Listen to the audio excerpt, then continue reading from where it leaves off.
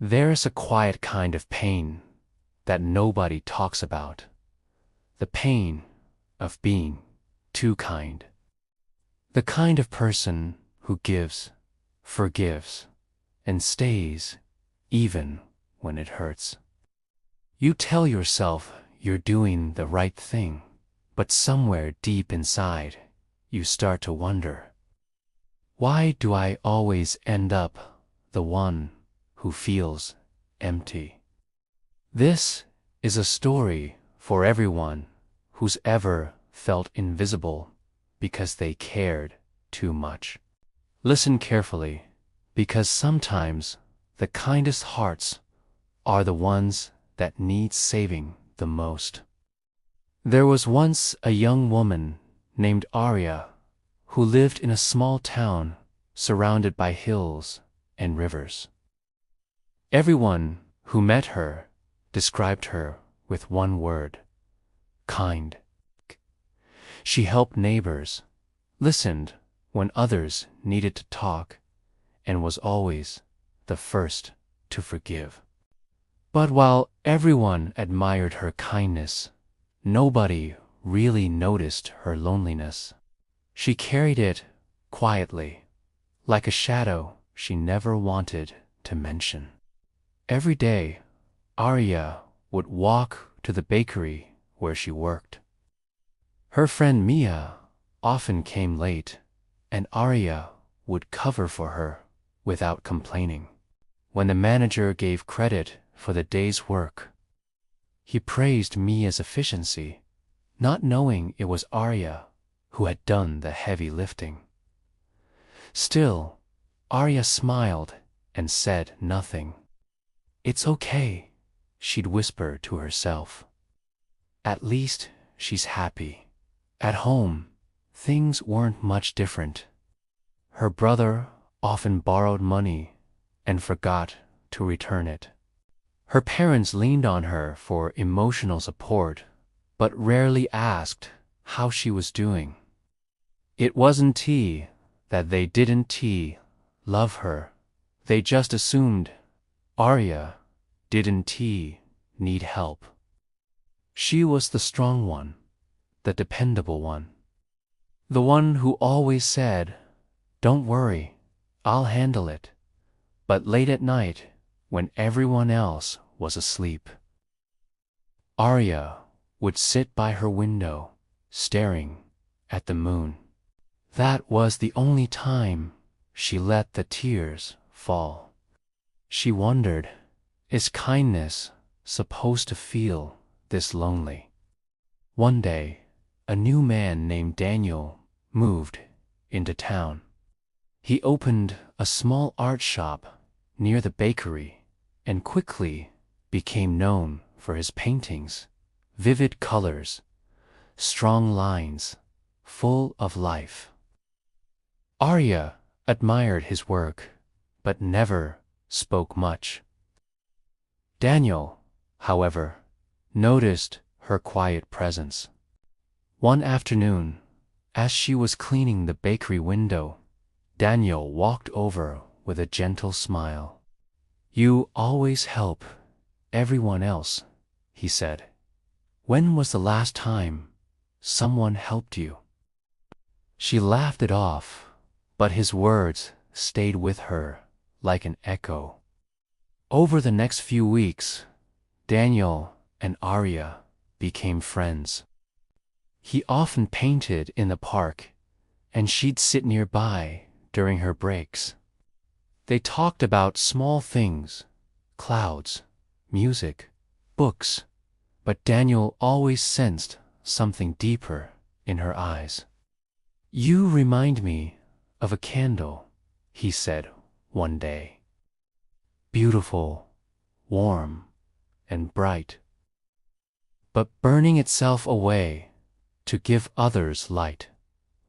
Arya smiled, but something inside her shifted. A few days later, Mia forgot to show up for an important event at the bakery. Arya covered for her again, but this time, the manager scolded Arya for not handling the rush properly. That night, she went home and sat by the window, the familiar tears returning. For the first time, though, she felt something different. Not sadness, but exhaustion. She realized that kindness, without boundaries, wasn't noble. It was self-destruction disguised as virtue. The next morning, Arya didn't go to the bakery early like she usually did. She took a walk instead. The world looked different, brighter, louder, more alive. She found Daniel painting near the river and told him what had happened. "I tried to be good to everyone," she said softly. "But I think I forgot to be good to myself." Daniel nodded, dipping his brush into the water. Kindness isn't about letting people walk all over you, Arya. It's about giving from a full heart, not an empty one. For the first time, Arya truly understood. That day, she made a promise to herself to stop apologizing for saying no, to stop giving beyond what she could afford to lose, and to stop mistaking self-neglect for compassion. Months passed, and people around her began to notice the change. She still helped others, but with balance. She still forgave, but wisely. And when someone tried to take advantage of her silence, she spoke up calmly but firmly. Her kindness didn't fade. It simply became stronger, grounded, and self-respecting. One afternoon, Mia visited her. "You've changed," Mia said. "You're still kind, but different." Arya smiled.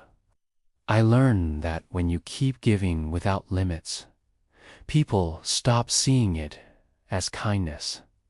They see it as your duty, and you start to disappear." Daniel painted a portrait of her that year, a woman standing beside a glowing candle. But this time, the flame wasn't burning away. It was surrounded by glass, shining brightly, yet protected. He titled it, "The Light That Learned to Stay." Years later, Arya opened her own small bakery. People loved her pastries, but they loved her wisdom more. Sometimes young workers came to her crying, saying they felt used or unappreciated. She would gently tell them, kindness is powerful, but it needs boundaries. A river gives life only because its water stays within its banks.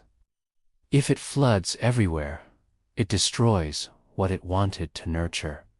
And every time she said those words, she thought back to the nights she sat alone by the window, crying under the moon. The same moon now looked like an old friend, one that had seen her transformation from quiet pain to peaceful strength. So, if you re-listening to this, and you've ever felt taken for granted, because, remember Arya's story. It's not your job to fix everyone. You deserve the same love and care you give so freely. Protect your heart, not by closing it, but by honoring it. Because when your kindness has roots in self-respect, it becomes unshakable. The world needs your light, but it also needs you to keep it burning.